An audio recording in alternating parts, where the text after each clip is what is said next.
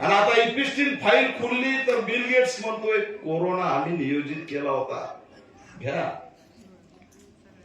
आणि आता तुम्हाला सांगतोय, हसत हसत सांगतोय, 6 महिने 8 महिन्यात पुन्हा एक महामारी येणार आहे. लक्षात ठेवा माझे शब्द. या 6-8 महिन्यामध्ये पुन्हा एक महामारी येणार आहे आणि 70% लोक त्याच्यामध्ये संपवण्याचा अजेंडा आहे. माणसाच्या जगण्याचा प्रश्न कुणीही बोलत नाही. देशात आणि राज्यात हे जे काही धार्मिक सामाजिक वाद सुरू आहेत ते केवळ याच्यासाठी आहेत की तुमचं लक्ष हे मुख्य मुद्द्याकडे आलंच नाही पाहिजे. काय इपिस्टिन फाईल? आता इंग्लिश इपिस्टिन म्हणलं आम्हाला काय कळणार? काय कळणार आहे? इपिस्टिन इपिस्टिन इपिस्टिन सुरू आहे. ते बीच होतं तिथं आपले साहेब बी जाऊन बसले तिकडे, काहीतरी डान्सच करून आलेत म्हणे इस्रायलला. ते पण अडकलेत. आता त्यांच्याकडे काय माहित नाही.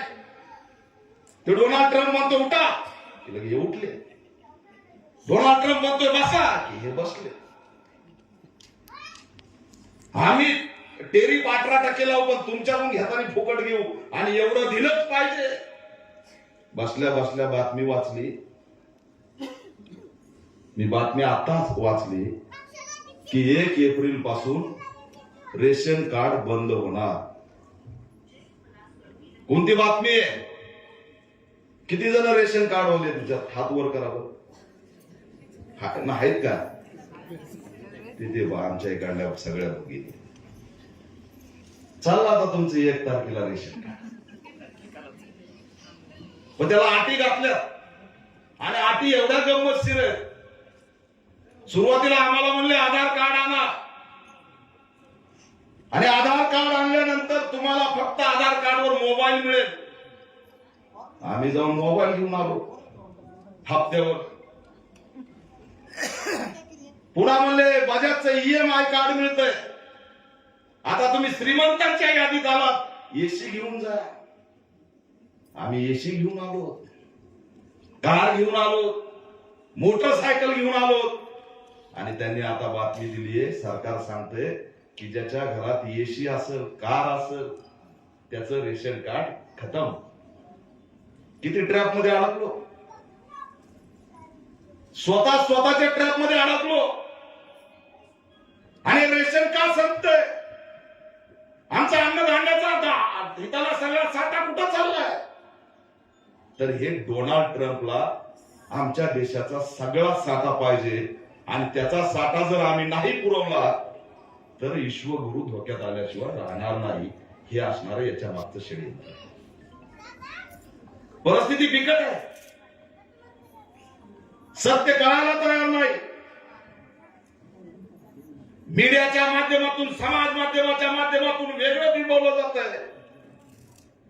आणि हिरकणी न्यूज सत्य मांडायला पुढे येते, अन्य अत्याचाराच्या बातम्या लावते. आमच्या सरकारने लढा उभा केलेला त्यांच्या न्यूजवर दाखवते. तर ते हिरकणी न्यूज बदनाम करण्याचं षडयंत्र या ठिकाणी सुरू आहे. आमच्या वायकरांचं ते चॅनलच बदनाम करायचं षडयंत्र. पण वायकरजींना मी सांगू इच्छितो की हा पॅन्थर तुमच्या पाठीशी आहे. हिरकणी न्यूजला बदनाम होऊ देणार नाही. हे आम्ही शब्द देतो. महिला मोठ्या प्रमाणात उपस्थित आहेत. आज महिलांच्या अत्याचाराचा आकडा आज जाहीर झाला. हजारो महिला रोज पीडित या ठिकाणी होतात आणि याची चर्चा मात्र कुठंही नाही. मी परवा दिवशी बुलढाण्याला जाऊन आलो. या महाराष्ट्रात राहत असताना आम्ही कशा पद्धतीने जगतोय,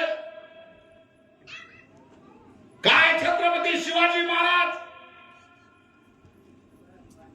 ज्या महाराजांनी स्वराज्य दिलं, रयतेचं राज्य दिलं,